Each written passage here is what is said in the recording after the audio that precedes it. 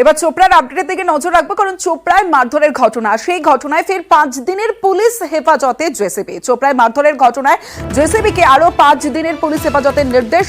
Police হেফাজতের নির্দেশ ইসলামপুর মহকুমা আদালতে। চোপড়ায় বিবাহ বহির্ভূত সম্পর্কের জেরে যুগলকে মারধর, যুগলকে লাঠি পেটার অভিযোগ তাজমুল ইসলামের বিরুদ্ধে। और ये धोनी की हुई 9 days PCPR क्या হয়, তো লার্নিং কোর্ট হিয়ারিং শুনে বোথ সাইডে 5 days PCPR ফার্দার অ্যালাউ করেছে।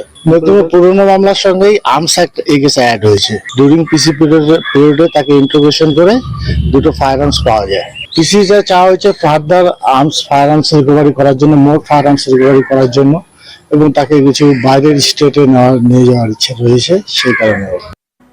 নিউজ 18 বাংলায় আপনাদের একটা খবর দেখিয়েছিলাম, ছানি অপারেশন। আর ছানি অপারেশনের পরেই অন্ধকার। 20 থেকে 25 জনের ছানি অপারেশন হয়, তারপরেই অন্ধকার। আবার নতুন করে আরো 4 জনের চোখে সংক্রমণ। আরো একবার আপনাদের জানিয়ে রাখি, মেটিয়া ব্রুজের যে সুপার স্পেশালিটি হাসপাতাল, সেখানে আবার নতুন করে আরো 4 জনের চোখের সংক্রমণ। এর আগেও নিউজ 18 বাংলায় আপনাদের দেখেছিলাম 20 থেকে 25 জনের চোখে ছানি অপারেশন হয়, এবং সেই ছানি অপারেশনের পর তাদেরও সংক্রমণ হয়। আবার নতুন করে 4 জনের সংক্রমণ। সরাসরি চলে যাব, আমার সঙ্গে রয়েছে অভিজিৎ চন্দ্র রয়েছে। অভিজিৎ, এর আগে তোমার সঙ্গে আমার কথা হয়েছিল যে এইভাবে ছানি অপারেশন এবং ছানি অপারেশনের পর অন্ধকার নেমে আসে, আবার নতুন করে 4 জন। গাফিলতিটা ঠিক কোথায়, কোন জায়গাতে হচ্ছে, কি বলছে হাসপাতাল কর্তৃপক্ষ? তমশ্রী, যেটা প্রথমেই বলে রাখি, মূলত প্রথম দিন আমরা এই কলকাতা মেডিকেল কলেজে যে খবর করেছিলাম তাতে দেখিয়েছিলাম যে 28শে জুন এবং 29শে জুন, অর্থাৎ শুক্রবার এবং শনিবার গত সপ্তাহে, সেই দুদিন যাদের অস্ত্রোপচার হয়েছিল তাদের বড় অংশটাই এই সংক্রমণে আক্রান্ত হয়েছিল, সংক্রামিত হয়েছিল তাদের চোখ। এবং তারপরে আমরা খবর করেছিলাম হচ্ছে 3 তারিখ বুধবার এই খবর সম্প্রচারিত করি, এবং তার 3 তারিখের পর থেকেই এখানকার ওটি বন্ধ করে দেওয়া হয়।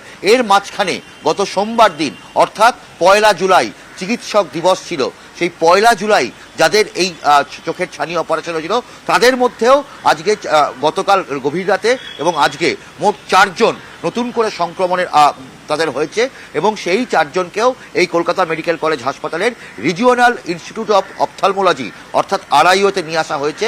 তাদের ক্ষেত্রেও একই রকম সমস্যা, চোখে মারাত্মক যন্ত্রণা, তার সঙ্গে চোখে কিছু দেখতে না পাওয়া, এবং একই সমস্যা নিয়ে তাদেরকে নিয়ে আসা হয়েছে। চিকিৎসকদের প্রাথমিক অনুমান, অর্থাৎ কলকাতা মেডিকেল কলেজের চিকিৎসকদের প্রাথমিক অনুমান যে এই 4 জনের ক্ষেত্রেও একই রকম সংক্রমণ হয়েছে, অর্থাৎ ওষুধ থেকে এবং অপারেশন থিয়েটারে ইনফেকশন ছিল, অপারেশন থিয়েটার এবং ওষুধ থেকেই এই সংক্রমণ ছড়িয়ে পড়েছে। এবং এখনো পর্যন্ত যেটা জানা গেছে যে আগামী সোমবার দিন এখানে যারা ভর্তি রয়েছেন, অর্থাৎ এখনো পর্যন্ত মোট 20 জন ভর্তি রয়েছেন, তাদের মধ্যে বেশ কয়েকজনের আবার নতুন করে এই মেডিকেল কলেজ হাসপাতালে এখানে অস্ত্রোপচার হবে। তমশ্রী, বেশ অভিজিৎ, অর্থাৎ যাদের নতুন করে সংক্রমণ হচ্ছে তাদের পরিজনরা রীতিমতো আতঙ্কিত, কারণ তারা তাদের চোখ আবার পুরনো অবস্থায় ফিরে পাবেন তো, এই শঙ্কায় রয়েছেন তারা। 1 তারিখে অপারেশন হবার পরে ওনাকে আমরা জিজ্ঞাসা করলাম যে তোমার অসুবিধা কি আছে, বলছে আমার এখানে জ্বালা করছে, চোখ অতিরিক্ত লাল হয়ে গেছে, যার কারণে আবার নিয়ে গেছি, বলছে আমাদের এখানে হবে না, আমরা তোমার মেডিকেলে আমরা ট্রান্সফার করব, যেখানে আমাদের হচ্ছে না। চোখটা পুরোই আমাদের বাদ করে দিয়ে দিবে। আমাদের তো মনে হচ্ছে ও চোখ আর ফিরে আসবে না।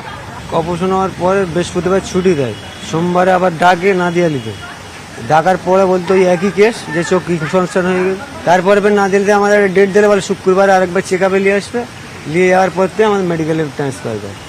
আমার ভাই 1600 ওষুধ কিনে দিয়েছে। হসপিটাল দিচ্ছে না? হসপিটাল দিচ্ছে না।